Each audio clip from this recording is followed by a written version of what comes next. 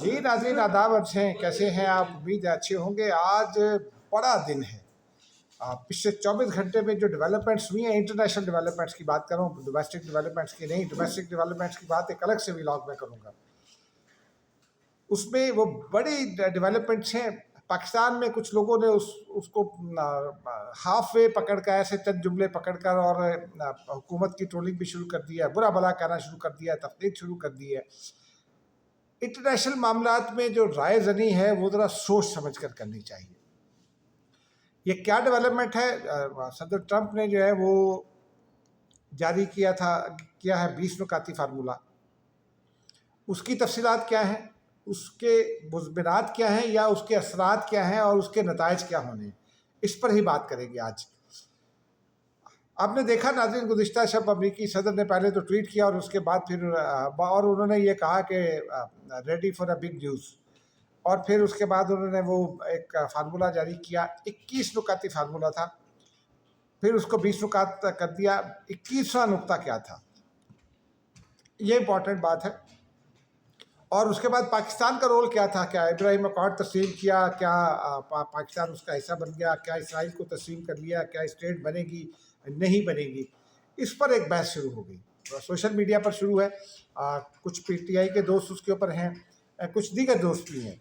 और ये ठीक है, जब आप किसी भी मकसद से वाबस्ता होते हैं, किसी इशू से आपको दिलचस्पी होती है, आपको कि पाकिस्तान से तो सबको दिलचस्पी है, चाहे वो पीटीआई का हो, चाहे पीपल्स पार्टी का हो, चाहे नून लीग का हो, चाहे किसी और जमात का हामी हो, वोटर हो, उन सबको पाकिस्तान से भी दिलचस्पी है, आलम इस्लाम से भी दिलचस्पी है। और फिर हमारी जो मकामात मुक़द्दसा हैं, खाना काबा है, रोज़ा रसूल है, और सऊदी अरेबिया के दीगर हिस्से हैं, वो हमारे लिए एक जज्बाती मामला भी है।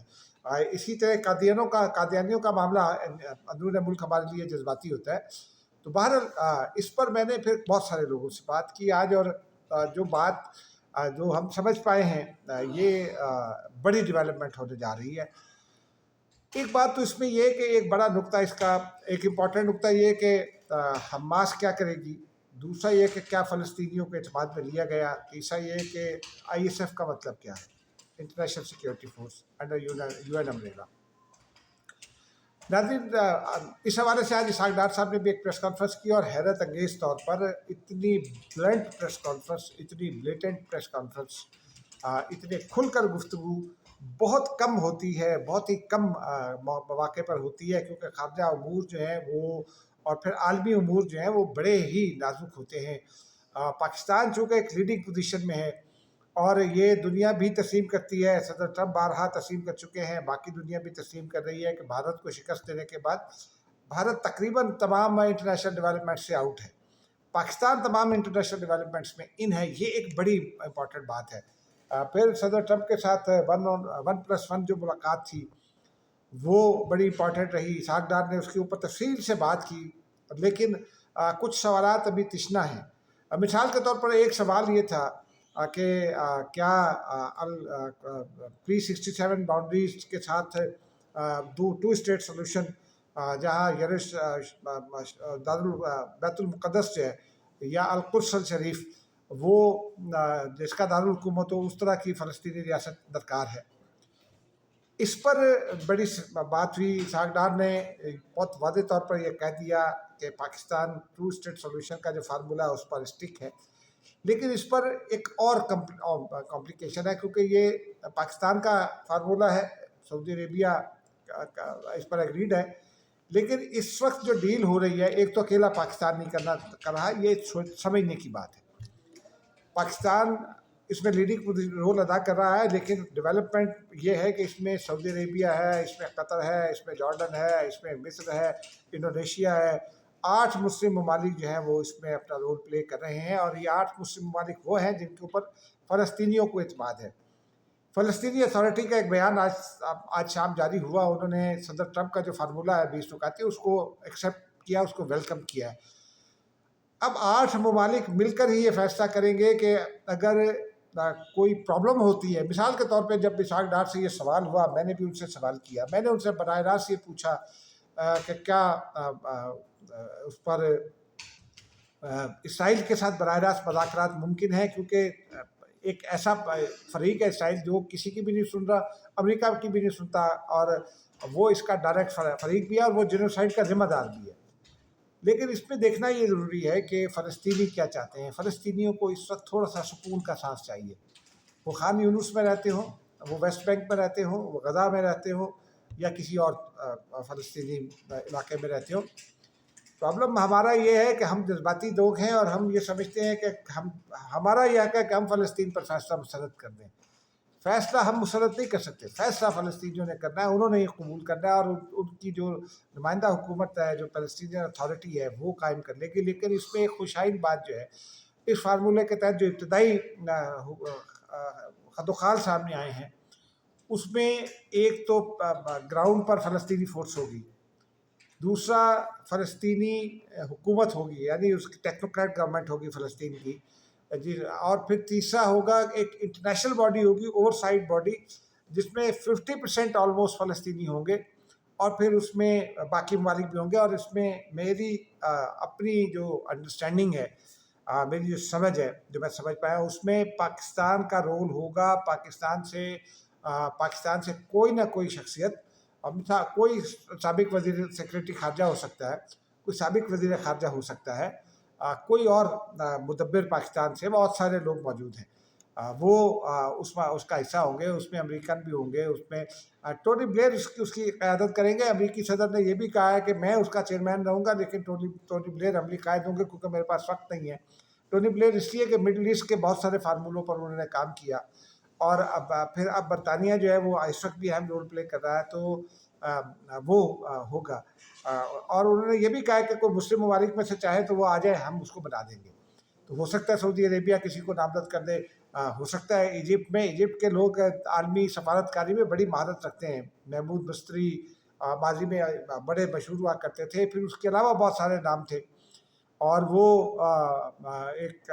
وہ رہے ہیں، ان میں سے کچھ لوگ ابھی زندہ ہیں اور ایکٹیو بھی ہیں، تو ہو سکتا ہے ان میں سے کوئی ہو جائے۔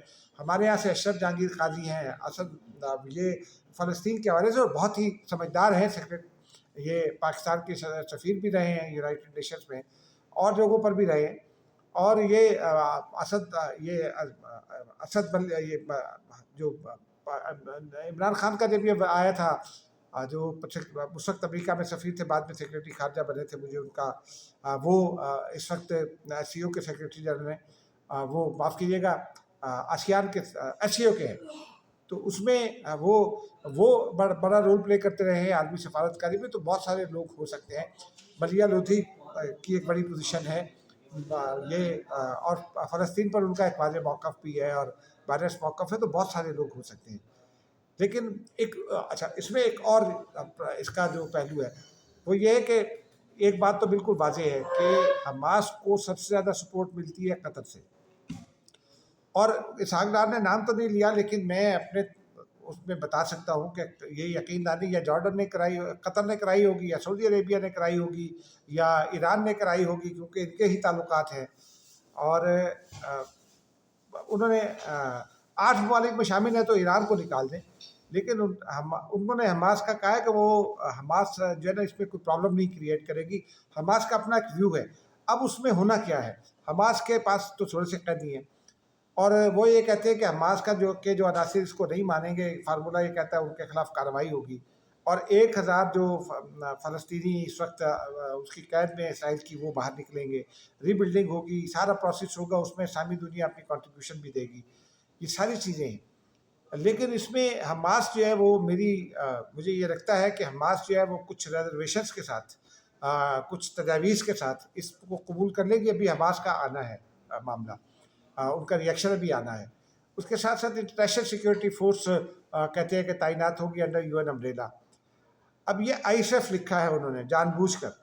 ISF کو اگر آپ ذرا براڈر وے میں جائیں تو انٹرنیشنل سیکیورٹی فورس ہے، لیکن اگر آپ اس کو نیرو ڈاؤن کریں تو پچھلے دنوں کی جو گفتگو ہے صدر ٹرمپ کی، جو تجاویز ہیں 8 سربراہان مملکت جو تھے، جس میں وزیر اعظم پاکستان بھی تھے، انڈونیشیا بھی تھا، سعودی عربیہ بھی تھا، مصر بھی تھا، جارڈن بھی تھا، قطر بھی تھا، اور بعض اور ممالک بھی تھے، وہ تمام کے تمام جو ہیں وہ اس میں اگر وہ شامل ہوتے ہیں تو پھر یہ اسلامک فورس ہو جائے گی۔ انڈونیشیا نے کمٹ کیا 20,000 فورس، پاکستان بھی اپنا فیصلہ کرے گا، اور یہ فورس پریکٹیکلی اس کو لیڈ اگر کرے گا تو میری جو مجھے لگتا ہے اگر اسلامی فورس ہوگی تو پھر پاکستان ہی اس کو لیڈ کر سکے گا، اور یہ ایک بڑا پاکستان کے لیے بھی اعزاز ہوگا۔ اور اگر وہ انٹرنیشنل فورس ہوگی تو پھر کوئی نہ کوئی اور ملک اس کو لیڈ کرے گا، کیونکہ پھر انٹرنیشنل فورس کی اپنی ایک آبلیگیشنز ہوتی ہیں، اس میں پاکستان کا لیڈنگ رول ضرور ہوگا۔ پاکستان پر دنیا کا اعتماد ہے، یہ جو بنیادی بات ہے وہ دنیا کا اعتماد ہے پاکستان پر۔ اس کے ساتھ ساتھ آپ یہ دیکھیے کہ یہ بات ہو رہی ہے کہ جی فلسطینی ریاست کی تو کوئی بات نہیں ہوئی ہے۔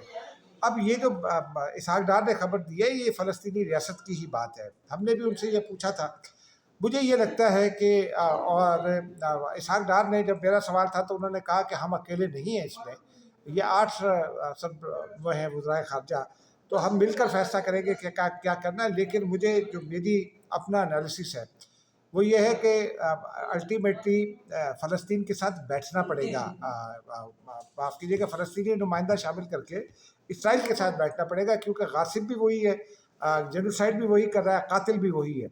اب اس کے ساتھ براہ راست مذاکرات کر کے اس کو بیک فٹ پر دھکیلنا ہوگا اور اس کو اپنی شرائط پر لانا ہوگا، کیونکہ اس وقت جو میں آپ کو جو اپنی انڈرسٹینڈنگ دوں، جو میرا خیال ہے وہ یہی ہے کہ یہ فارمولہ آنے سے پہلے صدر ٹرمپ نے اسرائیلی وزیر اعظم کو اعتماد میں لیا، جو کہ آج انہوں نے ایک اور اسٹیٹمنٹ دیا اپنی جگہ وہ، لیکن امریکہ نے مجھے یہ لگتا ہے کہ اسرائیل کو باور کرایا کہ پاکستان واحد مسلم نیوکلیر فورس ہے، اور اسحاق ڈار نے اس حوالے سے بہت سارا اظہار خیال بھی کیا ہے۔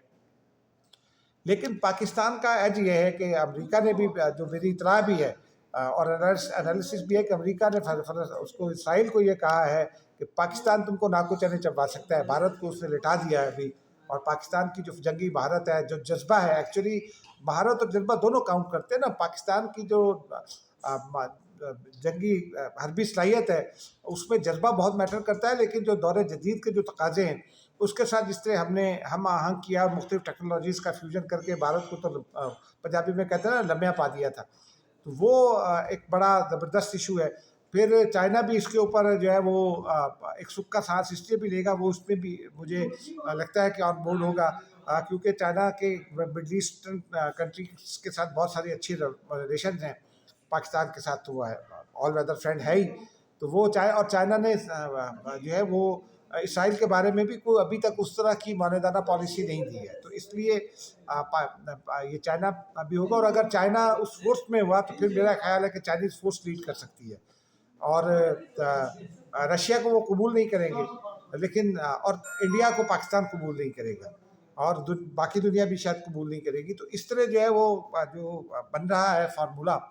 اور اس میں جو امپورٹنٹ بات ہے وہ یہ ہے کہ ابھی ایک تو انٹرنیشنل ڈیولپمنٹس جب ہو رہی ہوتی ہیں، آپ اگر روسو اکارڈ کو دیکھ لیں، یا جو ایجپٹ کا اور اسرائیل کا براہ راست کیمپ ڈیوڈ معاہدہ ہوا تھا جس کے بعد انور سادات قتل ہوئے تھے، تو وہ بات کہاں سے شروع ہوئی تھی، کہاں جا کر کنکلوڈ ہوئی تھی؟ ڈپلومیسی میں یہ ہوتا ہے کہ کچھ چیزیں سامنے رکھتے ہیں، پھر بیک ڈور میں کچھ جو ہے ہوتی ہیں نیگوسیشنز، اور اس کے بعد کہیں نہ کہیں جا کے وہ کلمینیٹ ہوتا ہے آخر میں، اور ایک نئی شکل میں چیز سامنے آ جاتی ہے۔ اس کا دوسرا امپورٹنٹ پہلو یہ ہے کہ اس میں فلسطینی ریاست کی طرف جانا ہوگا۔ پاکستان اور یہ جو 8 ممالک ہیں مسلمان ممالک، ان کا اور ان کو یہ درست خدشہ تھا، کیونکہ اسرائیل کے عزائم ایسے لگ رہے تھے کہ غزہ پر قبضے کے بعد، مکمل قبضے کے بعد، اسرائیل جو ہے وہ بڑھے گا ویسٹ بینک کی جانب، کیونکہ ویسٹ بینک بھی اس کے لیے بڑا امپورٹنٹ ہے، تو ویسٹ بینک کو بچانا بھی مقصد تھا، تو اس لیے۔ اور اب اگر ایک ایسی ریاست وجود میں آ جاتی ہے جس میں ویسٹ بینک اور غزہ کنیکٹ ہو جاتے ہیں، خان یونس اس میں شامل ہوتا ہے، جو ارد گرد کے دیگر علاقے ہیں فلسطینیوں کے وہ اس میں شامل ہو جاتے ہیں، تو پھر بہت زبردست ہو جائے گا، اور الٹیمیٹلی اسی کی جانب جانا پڑے گا۔ لیکن اگر القدس الشریف اور Pre-67 باؤنڈریز والا جو فارمولہ ہے پاکستان اور سعودی عربیہ کا، اگر اس پر کچھ نیگوسیشنز کرنا پڑیں گی، تو ہم نے اسحاق ڈار سے بہت واضح طور پر پوچھا تھا، انہوں نے کہا کہ پھر جب ایسی صورتحال آئے گی تو پھر 8 ممالک مل کر فیصلہ کریں گے۔ ایک مسئلہ یہ ہے کہ کیا پاکستانی پارلیمنٹ کو اعتماد میں لیا گیا؟ ابھی یہ نیگوسیشنز کا عمل ہے، اور اس میں صرف پاکستان نہیں ہے، پاکستانی پارلیمنٹ کو تو اس وقت اعتماد میں لینے کی ضرورت ہوگی جب یہ نیگوسیشنز کہیں آگے بڑھیں گے. ابھی تو فرسٹ ڈے ہے اس فارمولے کا، اور ابھی تو بالکل پہلا اینٹ رکھی گئی ہے، اور اس کے بعد ابھی معاملہ سامنے آنا ہے. تو پاکستانی پارلیمنٹ کو بھی اعتماد میں لیتے رہا جائے گا، کیونکہ بعد ابھی بہت ساری قراردادیں پاکستان نے پیش کی، اقوام متحدہ میں پاکستان نے بہت امپورٹنٹ رول پلے کیا. تو اس وجہ سے یہ معاملہ جو ہے مجھے لگتا ہے کہ ابھی خاص صرف پڑے گا. الٹیمیٹلی جو ہے وہ اسرائیل کو بھی گھٹنے ٹیکنا پڑیں گے، کیونکہ اگر اسرائیل نے گھٹنے نہیں ٹیکے تو پھر ایک پریشر بڑھے گا نیتن یاہو کو فوری طور پر اقتدار سے نکال کر انٹرنیشنل کورٹ آف جسٹس کے حوالے کرنے کا، جس نے اس کے حوالے سے ایک سزا بھی تجویز کر رکھی ہے، جینوسائیڈ کا مجرم اس کو قرار دے رکھا ہے. تو اسرائیل کو بھی گھٹنے ٹیکنا پڑیں گے، اور یہ وایا امریکہ ہی اس لیے ہو سکتا ہے کہ امریکہ ہی وہ فورس ہے جو اسرائیل کو فورس کر سکتا ہے، وہ قوت ہے جو اسرائیل کو فورس کر سکتا ہے کہ وہ اس معاہدے پر آئے. اور یہ ایک عالمی امن کے لیے بڑا اچھا ہوگا. اور فلسطینیوں کے، میں نے پہلے بھی کہا تھا کچھ عرصہ پہلے بھی، کہ مجھے لگتا ہے کہ اس جینوسائیڈ کے بعد فلسطینیوں کے اچھے دن آئیں گے، اور مجھے لگتا ہے کہ اب وہ اچھے دنوں کا آغاز ہوگا. اور اسرائیل کو بھی کو ایگزسٹنس سیکھنا پڑے گی. اسرائیل کو، میری نظر میں اسرائیل ایک بالکل انلیجیٹیمیٹ ریاست ہے، لیکن اب وہ ایک حقیقت بھی ہے، اور دنیا اس کو تسلیم کرتی ہے، وہ اقوام متحدہ کا ممبر ہے. تو اس لیے اسلامی دنیا کو بھی اس کو تسلیم کرنا پڑے گا، بلکہ کئی اسلامی ممالک نے تو یہ تسلیم کر بھی لیا ہے. اور پاکستان اور ترکی جو ہے اس معاملے میں ایک پیج پر ہے، لیکن کئی اسلامی ممالک، مثال کے طور پر یو اے ای کے اس سے روابط ہیں. ترکی کا میں سفارت خانہ ان کا ہے، اس کے علاوہ قطر اس کو تسلیم کرتا ہے، اس میں جارڈن اس کو تسلیم کرتا ہے، مصر تسلیم کرتا ہے. تو یہ ساری چیزیں جو ہے نا، یہ مد نظر رکھ کر یہ سارے فیصلے ہوں گے، لیکن اچھے فیصلے ہوں گے. پاکستان کا اس میں لیڈنگ رول ہوگا، اور پاکستان کو اب یوں سمجھیے کہ امریکہ، چائنا اور رشیا کی طرح پاکستان بھی چوتھی عالمی قوت ہوگا. یہ میری رائے ہے، اور آگے چل کر انشاءاللہ اس کے اوپر بات بھی کریں گے کہ کیوں ہوگا، لیکن مجھے لگتا ہے کہ جلد اس کے اوپر فیصلہ بھی ہو جائے گا. خدا حافظ.